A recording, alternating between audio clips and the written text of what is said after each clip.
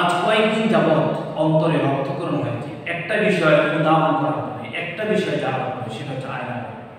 শব্দটা অতীব পছন্দের হতে পারে বা অতীব ভালো হতে পারে, অতীব সুন্দর হতে পারে, কিন্তু তার অন্তরায় কত জঘন্য, কত নিকৃষ্ট, কত জুলুমবাজ, কত অত্যাচার স্ত্রীগুলার সাধারণ মানুষকে জানানো হয়েছে, সেটা ভাষায় বোঝার মতো নয়। আয়নাঘরের দৃশ্য যদি আপনি দেখেন, আপনার অন্তর শিহরিত হবে, আপনার ভিতরে ভয় তৈরি হবে, আপনার ভিতরে ভীতি তৈরি হবে। আপনি একবার ভাববেন, সাধারণ মানুষ এত কষ্ট কিভাবে তারা দিতে পারে? একটি জাতি কিভাবে মানুষের এত নির্যাতন স্ত্রীগুলা চালিয়ে দিতে পারে?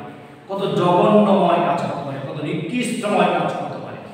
এই কি ছিল স্বাধীনতা অর্জনের আমাদের ফল? আমরা 1971 সালে যখন স্বাধীনতা অর্জন করেছি, আমাদের লাখ যুবকদের রক্ত আমরা দিয়েছি, জমিনের মধ্যে পড়েছি। হাজার হাজার আমাদের মা বোনদের সম্মান, হাজার হাজার মা বোনদের ইজ্জতকে আমরা ব্লিন করে দিয়েছিলাম এই স্বাধীনতা অর্জন করার জন্য।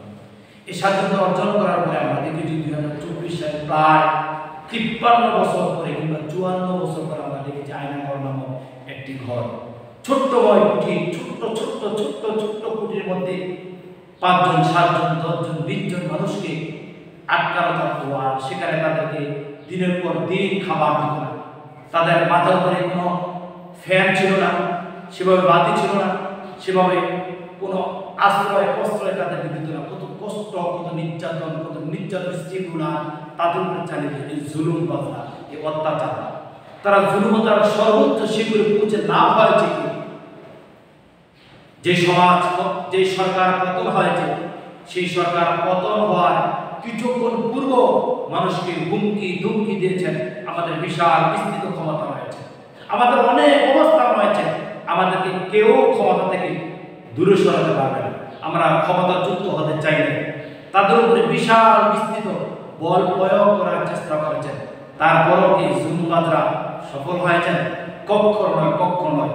জালিমরা, জুলুমবাজরা, স্বৈরাচাররা কখনো সফলতার দ্বার প্রান্তে বুঝতে পারে না। যেভাবে নমরুদ, হামান, কামান, আবু জাহেল, ফেরাউন যেভাবে সফলতার দ্বার প্রান্তে বুঝতে পারে নাই, আজও আমরা যারা দেখেছি 2024 সালে সাধারণ মানুষের নির্যাতন স্ত্রীগুলো চালিয়ে দিয়েছে, তারাও আজকে সফলতা লাভ করতে পারে নাই। আল্লাহ তাআলা হাবিব বলেছেন, ওয়াত্তাবি'উ দাওয়াতাল মাযলুম ফাইন্নাহু লাইসা বাইনাহা ওয়া বাইনাল্লাহি হিজাব। আল্লাহু আকবার। এই হাদিসটা যতবার পড়েছি আমার রক্তকরণ হয়েছে, আমি ভয় পেয়েছি। হাদিসটা যতবার পড়েছি রাসূল আরবি সাল্লাল্লাহু আলাইহি ওয়াসাল্লাম বলেছেন, ওয়াত্তাবি'উ দাওয়াতাল মাযলুম ফাইন্নাহু লাইসা বাইনাহা ওয়া বাইনাল্লাহি হিজাব। মিশকাতুল মাসাবি 1680 নম্বর হাদিস। তোমরা মাজলুমের বদয়া থেকে বেঁচে থাকো, কারণ মাজলুমের বদয়ার সাথে আর মহান আল্লাহ সুবহানাহু ওয়া তাআলার সাথে মাঝখানে কোনো বদয়া থাকে না। সুবহানাল্লাহ, সুবহানাল্লাহ।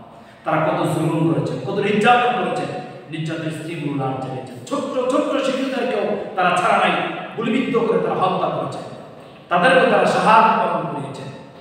কত অসহায়, কত সাধারণ যুবকদেরকে, খেটে খাওয়া মানুষদেরকে তারা মেরেছে শুধুমাত্র ক্ষমতায় থাকার জন্য।